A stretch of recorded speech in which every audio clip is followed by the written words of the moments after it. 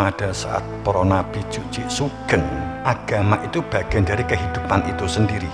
Begini loh ya, di zaman Nabi Muhammad, di zaman Nabi Isa, di zamannya masing-masing, agama itu bagian dari kehidupan itu sendiri. Agama berfungsi sebagai kompas, sebagai pedoman yang larobafi, tidak ada keraguan sedikit pun. Kenapa dikatakan larobafi, tidak ada keraguan sedikit pun? Untuk mengenali tujuan hidup. Jadi para nabi rasul itu menunjukkan tujuan hidup dengan pasti. Tujuan hidup dengan pasti. Mengenalkan Tuhannya dengan pasti.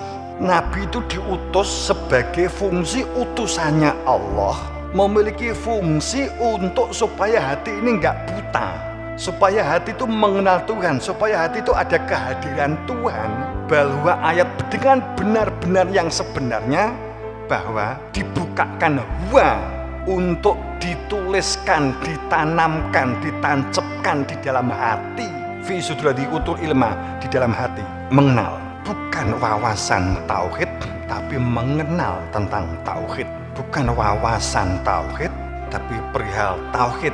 Taknya tak mukotob, taknya tak muta'alim, taknya adalah tak tauhid.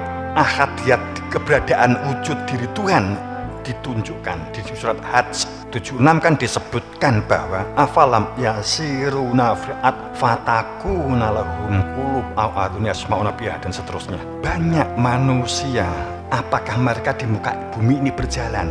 Tidak sama sekali. Tampaknya mereka berjalan karena memiliki hati tidak digunakan untuk memahami. Telah aku berikan akal tidak digunakan untuk berpikir. Telah aku berikan telinga tidak digunakan untuk mendengar dan menyimak kebenaran. Telah aku berikan mata tapi tidak untuk mencermati kehidupan. Innaha la tamal absor. Karena untuk melihat Tuhan bukan mata absor, bukan konsep. Di Quran disebutkan bahwa innaha la tamal absor, bukan innaha la tamal ain, bukan mata yang tidak bisa melihat, bukan, tapi mata yang absor.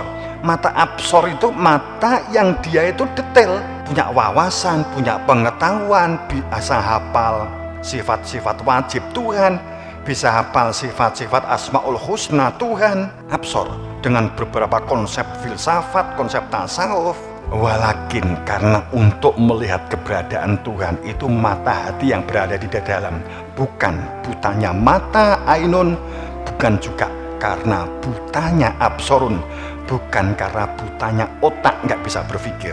Artinya memori hasil bacaan buku-buku